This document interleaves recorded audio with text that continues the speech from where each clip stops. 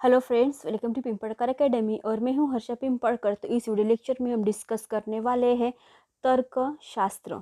तर्कशास्त्र को और एक नाम से कहा जाता है वो है लॉजिक। जी हाँ, जो हम गणित में भी गणित में भी हम लॉजिक का प्रयोग बहुत करते हैं, यानी उसको रीजनिंग कहते हैं। लेकिन ये रीजनिंग अलग है। वो मैथ्स का रीजनिंग था, लेकिन ये क्या है, दर्शन शास्त्र यानी फिलोसॉफी का ये क्या है, लॉजिक है। इसको क्या कहा जाता है, लॉजिक यानी तर्कशास्त्र कहा जाता है। यानी तर्कशास्त्र की अंग्रेजी रूपांतरण अगर करे तो उसको लॉजिक कहते हैं। अगर ग्रीक भाषा में उसको क्या करते हैं, ग्रीक भाषा में उसको लोगोस कहते हैं। तो इनमें महत्वपूर्ण लोगोस का तात्पर्य क्या है, तो विचार। विचार एवं क्या होने वाला है, शब्द। लोगोस का अर्थ क्या है, और ग्रीक भाषा में इसको क्या करते हैं, लोगोस, और लोगोस को क्या करते हैं, विचार और शब्द कहा जाता है। इस प्रकार तर्कशास्त्र से तात्पर्य भाषा के अभिन्न विचारों से होता है। तो तर्कशास्त्र को क्या कहा जाता है, तर्क की कला भी कहा जाता है। जो थॉमसन थे, थॉमसन वो कहते हैं कि थॉमसन कहते हैं कि तर्कशास्त्र विचार के नियमों का विज्ञान है। क्या कहते हैं थॉमसन, तर्कशास्त्र क्या है यानी लॉजिक क्या है, ये नियमों के विज्ञान की कला है। फिर आए कॉपी और कोहन। कॉपी और कोहेन वो क्या करते हैं, उनके अनुसार क्या है कि तर्कशास्त्र सत्य तर्क को असत्य तर्क से पृथक करने में प्रयुक्त होने वाली क्या है, सिद्धांत और विधियों का क्या है, एक अध्ययन मात्र है। और इसी प्रकार परिभाषा उसे स्पष्ट है कि तर्कशास्त्र वह विज्ञान है जो नियमों की खोज करता है। क्या करता है, नियमों की खोज करना किसका काम है, लॉजिक का काम है। तो इस वीडियो लेक्चर में हम महत्वपूर्ण हमारी जो ब्रांचेस है फिलोसॉफी की वो लेके आई है। तो तर्कशास्त्र यानी तर्क विज्ञान कहा जाता है, उसी को लॉजिक कहा जाता है। तर्क विज्ञान का विषय अनुमान और उनकी किस पर है, प्रामाणिकता पर आधारित है। कि अनुमान क्या है और प्रामाणिकता क्या है, इन दो बेस पर ही क्या है, दो बेस पर क्या है, हमारी लॉजिक की आधार क्या है, अवलंबित है। अनुमान के नियामक वाक्य प्रायतः यानी प्रतिज्ञाप्तियां होती है, और एक या एक से अधिक जो प्रतिज्ञाप्तियों के आधार पर उनके भिन्न किसी अन्य प्रतिज्ञाप्ति को अनुमानित किया जा सकता है। किंतु सभी जो अनुमान रहते हैं वो वैध नहीं रहते। ठीक है, हम भिन्न भिन्न किसी भी प्रतिज्ञाप्ति को अनुमानित तो कर सकते हैं, लेकिन सभी जो अनुमान है ना वो वैलिड यानी वैध नहीं रहते। इनमें इतना फ्रेंड्स ध्यान में रखिए।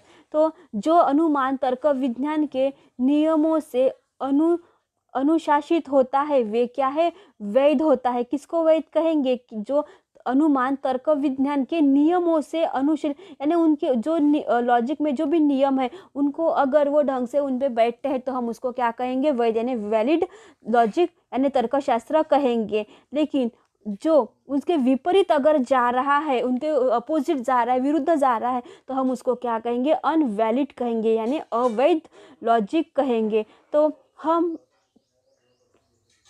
कह सकते हैं कि जिस अनुमान को निष्कर्ष करके आधार वाक्य से तर्कतः आपादित यानी लॉजिकली इम्प्लीमेंट होता है वही क्या होना चाहिए, जो इम्प्लीमेंट हो रहा है तो उसी को क्या कहेंगे, वैध हो रहा है। वो नियमों के अंदर अगर उनके हमारे आंसर निकलते हैं तो हम क्या कहेंगे, अनुमान क्या है, ये वैध यानी वैलिड कहेंगे।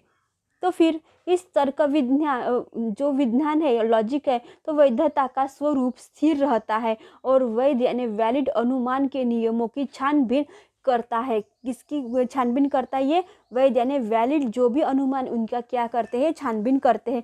अब देखिए सब दर्शन शास्त्र के तो क्वेश्चन हमने देख लिए, तो फिर उनको प्रश्न बहुत महत्वपूर्ण क्वेश्चन अभी लॉजिक को भी दर्शन शास्त्र को भी पढ़ने वाले हैं। तो वो कहते हैं कि प्रतिज्ञाप्ति का स्वरूप क्या है, अभी कितना अच्छा क्वेश्चन पूछा गया कि प्रतिज्ञप्ति का स्वरूप क्या है। पहले उन्होंने एपिस्टीम जो मेटाफिजिक्स की बात की थी, तब उन्होंने अल्टीमेट रियलिटी की बात की थी।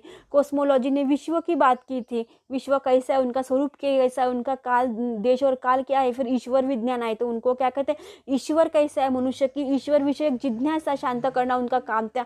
फिर धर्म या फिर रिलीजन के बारे में हमने बात की। फिर एपिस्टेमोलॉजी, फिर ध्यान मीमांसा की बात की। अभी देखिए लॉजिक का काम क्या है, उनके कैसे महत्वपूर्ण क्वेश्चन पढ़ते हैं कि वो कहते हैं कि प्रतिज्ञप्ति का स्वरूप कैसा है, कितने प्रकार की प्रतिज्ञप्ति है वो बताओ हमको, उनके आपसी संबंध किस प्रकार है, अनुमान का स्वरूप क्या है, अगर अनुमान है तो उनका स्वरूप कैसे, अगर वो वैलिड है तो उनका स्वरूप कैसा है, अनुमान के घटक किस प्रकार के वाक्य को कहा जाता है, और वैध अनुमान के नियम क्या क्या है, क्या करते हैं। अगर ठीक है आपने बोला ना वो नियमों के अंदर में रहना चाहिए, तो भी उनको क्या कहेंगे, वैलिड यानी वैध अनुमान कहेंगे। तो फिर उनके नियम क्या क्या है, वो उस नियम के अनुसार बैठ रहे हैं क्या, तो इसलिए उनके क्वेश्चन ऐसे रहते हैं, इन नियमों की समष्टि बन सकती है या नहीं। ऐसे क्वेश्चन किसको आते हैं, हमारे लॉजिक को यानी तर्क विज्ञान को आते हैं।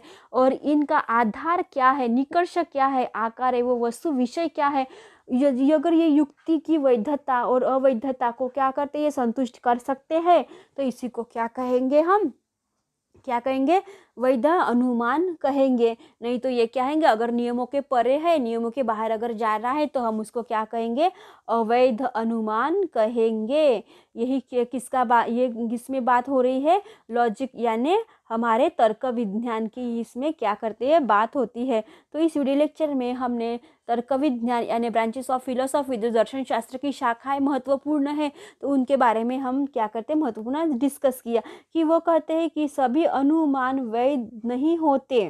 क्या करते हो, क्या करते हैं, सभी अनुमान वैध नहीं होते। अगर नियमों के अंदर अनुशीलन अनुशासित अगर हो रहे तो हम उसको वैध कहेंगे, और नहीं तो क्या कहेंगे, अगर नियमों के विरुद्ध जा रहा है, विपरीत जा रहा है, तो उसको क्या कहेंगे, अवैध यानी अनवैलिड हम अनुमान कहेंगे।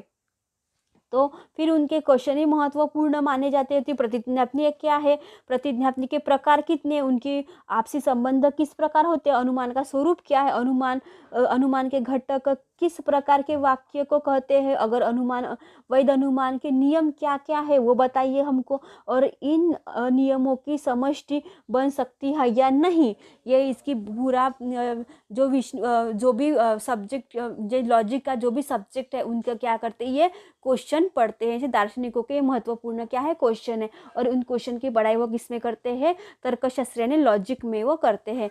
तो thank you for watching my video friends. और अब हम महत्वपूर्ण वीडियो लेके आएंगे दर्शन शास्त्र की शाखाओं में, और हम महत्वपूर्ण वीडियो अपलोड करने वाले हैं फिलोसॉफी में। और हमारे वीडियो चैनल को लाइक करें, शेयर करें, और कमेंट्स करना ना भूलें, और सब्सक्राइब तो करना बिल्कुल ही मत भूलेगा friends. Thank you for watching my video friends. यानी सब्सक्राइब करने का मतलब ये है कि हम जो भी वीडियो अपलोड करेंगे फिलोसॉफी की, तो आप तक क्या होंगे, पहले आपको दिखाई देने वाली है। तो इसीलिए हमारे यूट्यूब चैनल को पिंपलकर एकेडमी को लाइक करें, शेयर करें, और सब्सक्राइब करना ना भूले friends. Thank you for watching my video friends.